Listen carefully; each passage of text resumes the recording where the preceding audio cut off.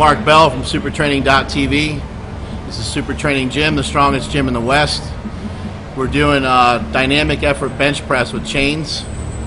We have, I think we used about 5 chains per side on this day. And we're using 3-second pauses at the top of each lift. So you're going to notice each guy will pause for about 3 seconds at the top. And then they'll go down and still try to press the weights out as fast as they can. Slight pause at the bottom, just mixing things up a little bit here at Super Training. You know, the only way you learn is to try new things. And if you never try new things, and you know, how do you know whether it's going to work or not work for you? So we try all different kinds of things, try to hit everything from all angles.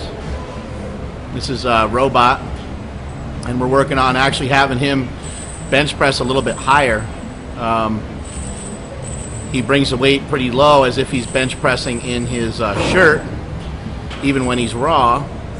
And what I would like to see is I'd like to see him bench a little bit higher and have him train his arms a little bit better.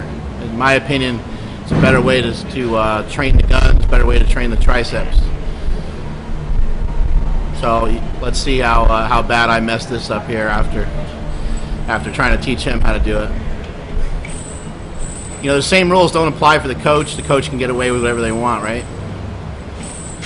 You see how I'm trying to keep the barbell actually, I guess you'd say, in front of my triceps. Trying to keep the barbell more towards my fat double chin, and my elbow is tucked in close to my body.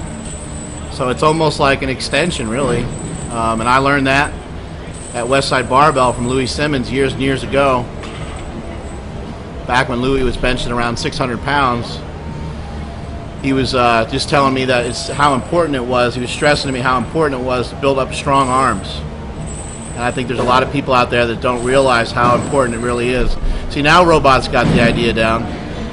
The barbell is in front of his elbow at the bottom of the lift. You can pause your YouTube and you can kind of take a look at it for yourself.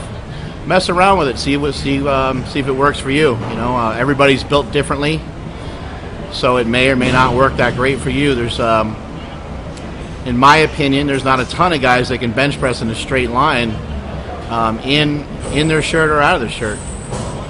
So you're just going to have to try to figure out what works best for you. Got about 235, 240 pounds on there. And then plus there's about 100 pounds of chains. And on this week, you know, I came off of benching a pretty heavy shirted bench press on Thursday. So that factors into your workout a little bit too. You're only as good as your workout's only as good as the recovery. And you don't want to demolish yourself every single time you come into the gym. You want to work hard. Give yourself a couple of things to work hard on. Give yourself some goals. Give yourself some set things to work on. But you don't want to destroy yourself every single time. So this day is kept somewhat light. You'll see I'll work up a little bit, but only for a set or two. Another thing I've been working on with the bench, I actually been working on forcing my knees outward on the bench as well. It may sound kind of strange to you, but there's not a whole lot of sports where you can think of where having your knees buckled inward would be a strong or would be a good position to be in. So you always want your knee to be over your ankle basically, or in line with your feet.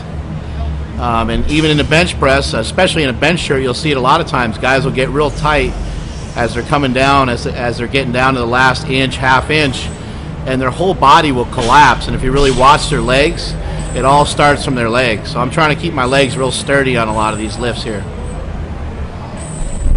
And if you try it out and it hurts your hips, then that's how you know you're doing it the right way. It should be pretty uncomfortable.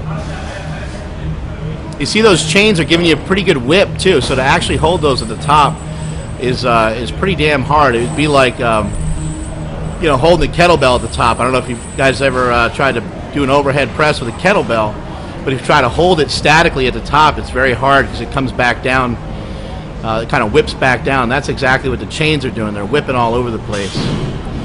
See Treston Scholl on that last one, he used the slingshot. his coming into this workout, he said his shoulder was bugging him a little bit. So if you got a problem, you got to figure out a way to solve it. You know, can you train for the day is the question. If the answer is yes, then you need to figure out what do you got to do to be able to train for the day. Maybe your back is really tight and you can't do a regular bench press. You can't set up very good on a regular bench press, so you got to come in and do a floor press instead. I do that quite a bit. If I have a hard squat session or deadlift session or blown out from good mornings or something, I'll get on the floor, and that way I don't have to use any leg drive. I don't have to be a contortionist on the bench press. I can just keep my legs flat, keep my back flat, and just press just like that, you know. So now we're going up a little bit in weight. I believe there's about 290 pounds, 280 pounds on there, something like that. I try to get in, you know, the standard 8 to 10 sets or so. But as I mentioned in other videos, I do like to mix it up. Like to try to get different weights in my hands. Force is mass times acceleration. So occasionally I'll have a different mass on the bar, and I'll have a different acceleration. So just play around with it and see how you know, see what works for you. This is around 320 pounds.